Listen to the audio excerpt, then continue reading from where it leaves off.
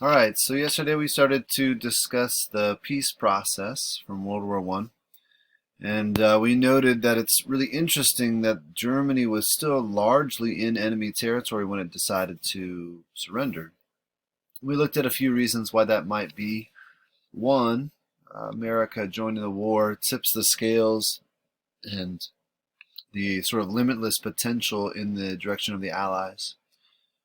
We saw that the German, you know, the government was enticed by the idea of the 14 points. We saw that the German people were starving because of the blockade. And lastly, there were riots going on. Lots of socialists and communists were agitating for peace and even maybe political revolution. So the armistice was signed, as we saw yesterday, November 11th at 11 a.m. for 1918. So that's 11/11/11 in 1918. And the people that will take sort of center stage then are these four, often referred to as the Big Four. And the people that you have in the picture are a man named Clemenceau on the left for the French.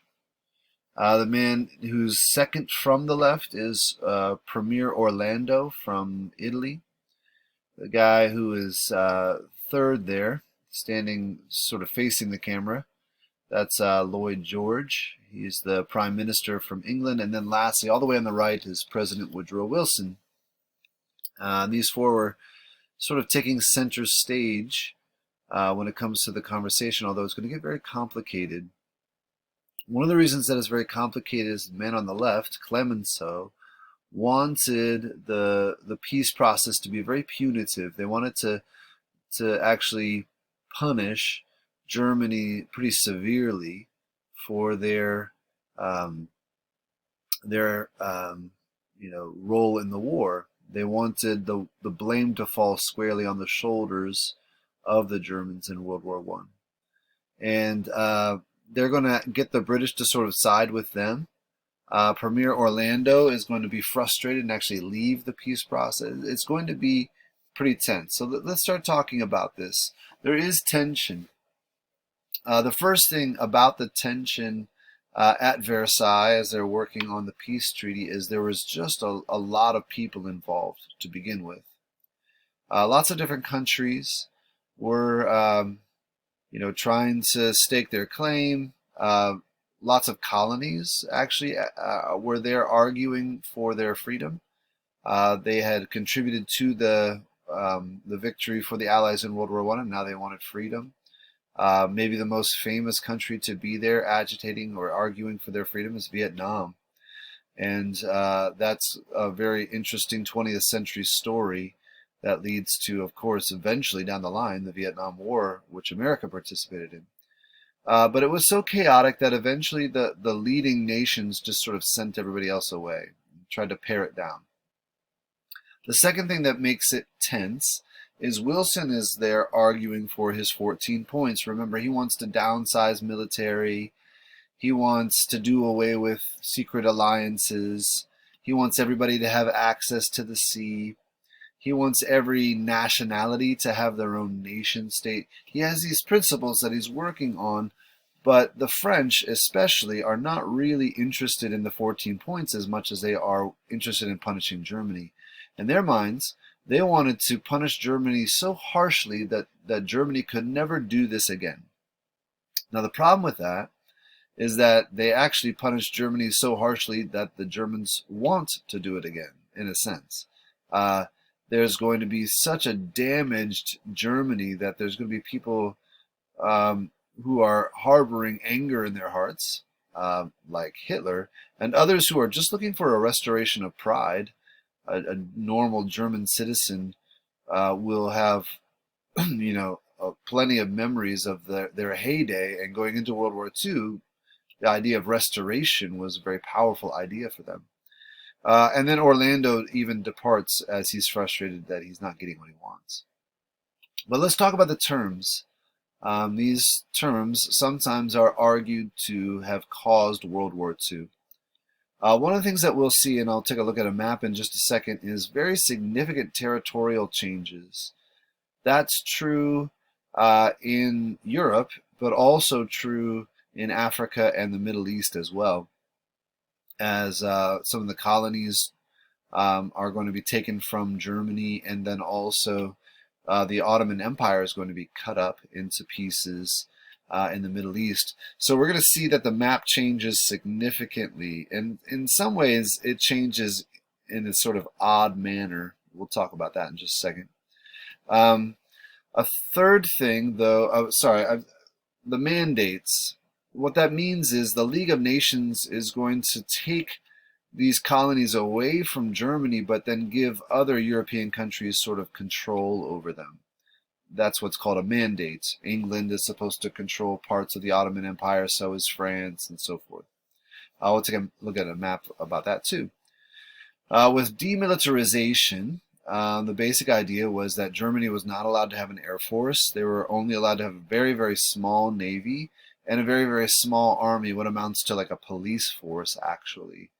And Hitler is later going to flaunt these restrictions, and he's going to build up the military even when he's not supposed to. But demilitarization was also supposed to be more universal, according to the 14 points, but mostly it was imposed upon Germany and not as much on the other countries, although some, demilitarization agreements were going to come along in the 1920s. Reparations is one of the very most significant parts of the treaty.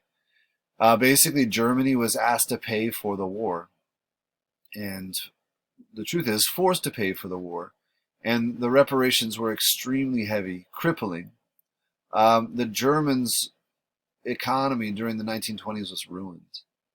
There are stories of basically needing to have a wheelbarrow full of cash to be able to go to the grocery store because their money was essentially worthless in the 1920s, especially once we hit 1924. Now, Germany, if they can't pay, there are these guarantees. One of those guarantees is that if Germany falls behind on their payments, the French can occupy their industrialized area, and they do that.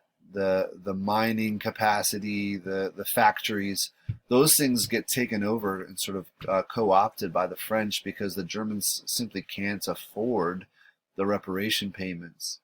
Now it becomes really interesting, and this is sort of an aside, but the United States starts to invest in Germany. Lots of money. It's called the Dawes Plan, Dawes, Dawes, and lots of banks and businesses were investing in Germany because it was at a very low point. But what this does is create sort of a carousel. You might recall that the French and the British owed the United States money. So think of it this way. The Americans are investing money in Germany, helping their economy, so that the Germans might be able to pay back the French and the British, so that the French and the British can pay back the Americans. And you see this cycle. Now, this cycle is going to, I think, contribute to the extensive nature of what's going to be the Great Depression in just about a decade's time. These economies are directly linked together. But maybe the most famous aspect of the Treaty of Versailles is the creation of the League of Nations, an international governing body that's supposed to sort of cut off trouble before it starts, so that world war is never necessary again. If there is somebody who is, on some level